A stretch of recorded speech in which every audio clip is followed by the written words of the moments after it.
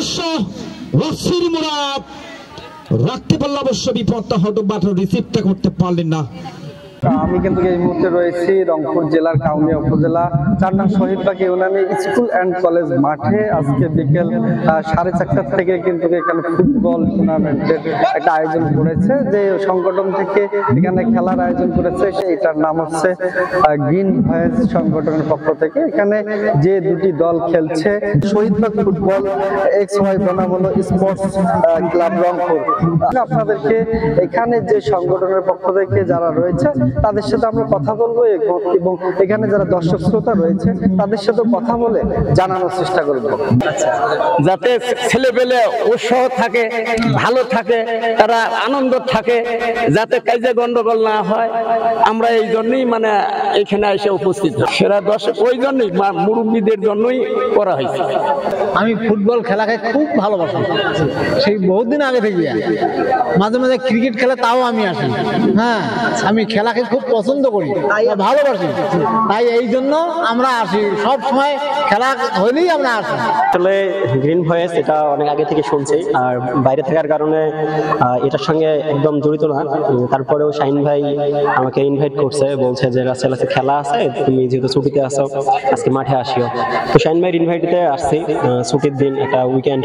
তো যেহেতু আমাদের সচরাচর সারাটার সময় চেয়ারে কাটতে হয়, শাহিন ভাই জানে, এই জন্য আমাদের ইনভাইট করছি খেলার জন্য। আর আমি ছোটবেলা থেকে ফুটবল খেলি, ফুটবলের প্রতি আমার একটা টান আছে। সেই টান হিসেবেই নিজের জায়গা, নিজের এলাকা ওইখানে খেলতে আসছি। সর্বোপরি আমি গ্রিন ভয়েসকে ধন্যবাদ জানাই যে এরকম একটা আয়োজন করার জন্য, আর শাহিন ভাইকেও। একটু ভালো খেলছি সেই কারণে আমাকে সবাই একটু উৎসাহ দিয়েছিল, এই জন্য আমি একটু ভালো খেলছি, বল দিয়েছিল ঠিক সময়, এই জন্য গোল করতে পারছি। একটু ভালো লাগছে, সবাই আমাদের উৎসাহ দিচ্ছে, আমাদের টিম আসছিল, সবাই ভালো খেলছে, অনেক সবাই ভালো খেলছে। আরো যে কি কারো কিছু করে থাকি ফিল্ডারদের ক্ষমা করছি, আমি অনেক গালাগালি করছি, অনেক গালাগালি করছি, আমাকে সবাই ক্ষমা করে দেবেন, এই বলে আমি বক্তব্য শেষ করছি। আমি হচ্ছে গ্রিন ভয়েস কাউনিয়া উপজেলা শাখার সাধারণ সম্পাদকের দায়িত্বে আছি। গ্রিন ভয়েস বাংলাদেশের হচ্ছে একমাত্র পরিবেশবাদী যুব সংগঠন। এটা 2005 সাল থেকে চালু করে এখন পর্যন্ত পরিবেশের বিভিন্ন দিক নিয়ে কাজ করছে বাংলাদেশের। এছাড়াও বাংলাদেশের বিভিন্ন দুর্যোগপূর্ণ সময় বা ক্ষতিগ্রস্তদের সহায়তা থেকে শুরু করে পরিবেশের বায়ু দূষণ, প্লাস্টিক দূষণ রোধে কাজ করে আসছে। আজকে খেলা চালানোর মূল উদ্দেশ্য হচ্ছে যে যুবকদের উৎসাহিত করা, তারা হচ্ছে পরিবেশবাদী হওয়ার জন্য তারা বিভিন্ন পদক্ষেপ গ্রহণ করবে, এবং হচ্ছে গ্রিন ভয়েসের যে বার্তা তারা হচ্ছে জনসাধারণের মাঝে পৌঁছে দেওয়ার, এইটাই ছিল মূল লক্ষ্য আজকে। আসসালাম ভাইকে আসসালামু আলাইকুম। আমরা হচ্ছে গ্রিন ভয়েস কাউনিয়া উপজেলা দলের সদস্যরা এখানে আজকে আসছি।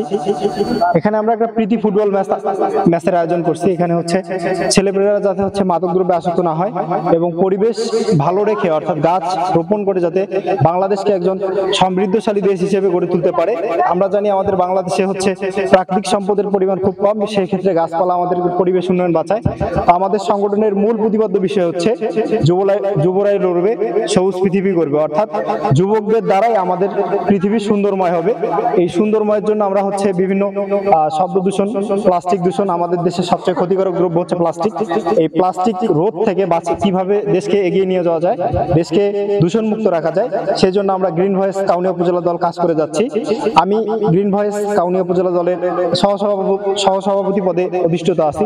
এখানে আমাদের সভাপতি আকরাম ভাই আছেন এবং সহসভাপতি ইমরান ভাই আছেন, সাধারণ সম্পাদক আলহিয়ান ভাই আছেন। আসলে পরিবেশের সঙ্গে যুক্ত হওয়া বলতে ভালো পোশাক পরলে, ভালো খাবার খেলে যেমন নিজেকে ভালো লাগে, ঠিক ভালো কাজ করলেও নিজের মনটা পরিস্ফুট হয়। এই জন্য আমরা চাই আপনারা সকলেই, দেশে যত সংগঠন আছে, শুধু গ্রিন ভয়েস না, পরিবেশ বান্ধব এবং হচ্ছে স্বেচ্ছাসেবামূলক যত সংগঠন আছে, সব সংগঠনকে এগিয়ে নিয়ে গিয়ে আমরা কাউনিয়া উপজেলাকে একটা রোল মডেল হিসেবে দেখতে চাই। ধন্যবাদ।